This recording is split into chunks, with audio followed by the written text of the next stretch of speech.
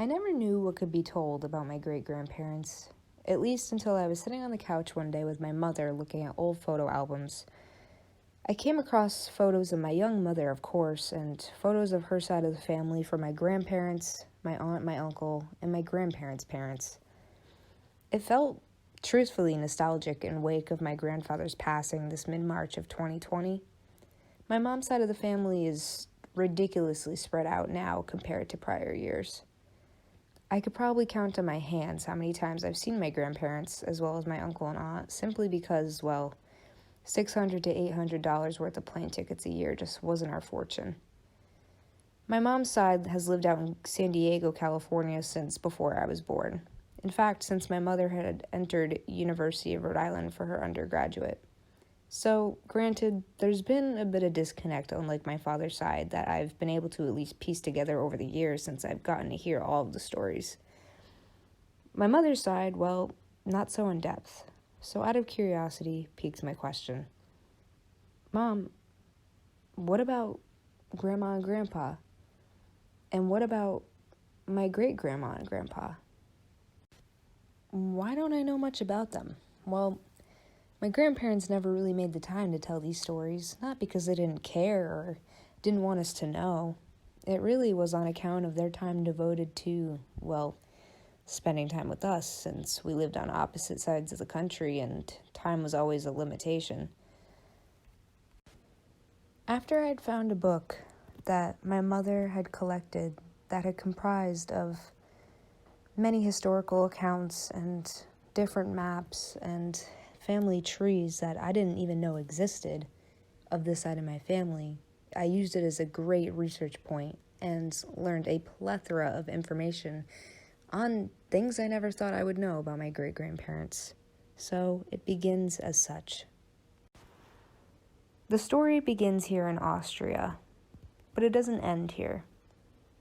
Austria is probably unfamiliar to most as it's located in the southern region of Central Europe. This is where Morris Pugash was born, my maternal great-grandfather, in the year 1909. Where religion is common in my family today, religion was like a necessity in his growing up. At age 3, from what he described, he was immediately immersed into a very conservative or arguably an Orthodox Jewish background. He attended what was called yeshiva, which is just a term for a Jewish Orthodox institution of learning. He spent time in his studies here where he read and studied the Talmud, which is just a religious text for Jews that comprises of both an oral Torah and its teachings. At this time, Morris's father, Joseph, was already in America and had earned and saved enough money over the course of 7 years with the ambitions of moving Morris, Sophie, his mother, Sylvia, his sister, and his brother Eddie into the United States of America for a promising life. At this time, it was fairly expensive to come to America by boat.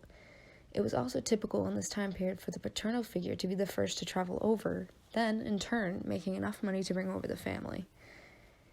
In Morris's horizons was Ellis Island, which is either seen as the Island of Tears or the Island of Hope. It was not uncommon in history for many Jews to migrate out of Europe.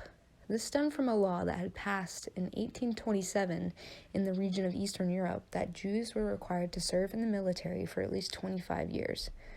This was done with intention for Jews to essentially become assimilated into Russian culture and in turn a conversion into Christianity. I can only imagine how different my family narrative would be if my great-grandfather never immigrated into the States. In 1892, most immigrants had entered the United States through New York Harbor, but other port entries included Boston, Baltimore, San Francisco, New Orleans, and Philadelphia, which is where Morris Pugash had settled with his family after immigrating into the United States. With good health and correctly ordered papers, the inspection to get into Ellis Island and through took about 3 to 5 hours in the registry room, which is where doctors would conduct what was referred to 6-second physicals, often identifying numerous medical conditions by simply glancing at them. Looking back, this doesn't seem too particularly effective. Interpreters of all major languages were employed at Ellis Island and that made the process very efficient and accurate. In fact, only 2% of arriving immigrants were excluded from entry, either for disease concerns or concerns of the likelihood of any kind of illegal contract labor. In 1907, this was proved to be Ellis Island's busiest year. Over 1.25 million immigrants passed and were processed. By the time November of 1954 rolled around, this was the last remaining detainee on Ellis Island to arrive and was released, and the United States government had officially closed Ellis Island this year. Settling in Philadelphia, Pennsylvania, Morris enrolled in public school and learned to speak English. The family's first language, to my surprise, was Yiddish, which is a familiar language that many Jews use in Eastern Europe.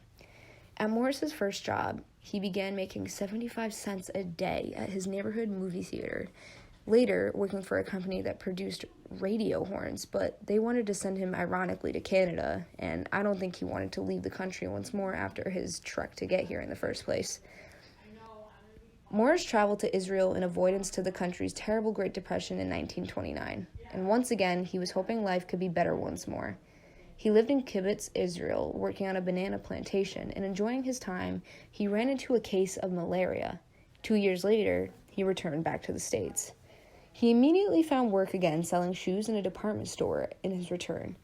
He then found business in advertising with Sophie's brother Isidore. This is, of course, after he meets Sophie. He meets Sophie Soifer at a picnic in Mount Holly, New Jersey, and wed each other 1 year after. They married at Sophie's house by the rabbi of Azhavrith, Israel. They had a small wedding. Sophie Pugash, originally Sophie Soifer, was born in 1911 in America, actually, unlike Morris, particularly Philadelphia. Her family was pretty strictly conservative in terms of Judaism, yet unlike Morris, she was a little more well off. Her father, Max Soifer, was a dress manufacturer, and he had a business with his two brothers. So he was pretty much the disciplinary in this family dynamic and observed the high holy days and observed Shabbat, which is Judaism's day of rest.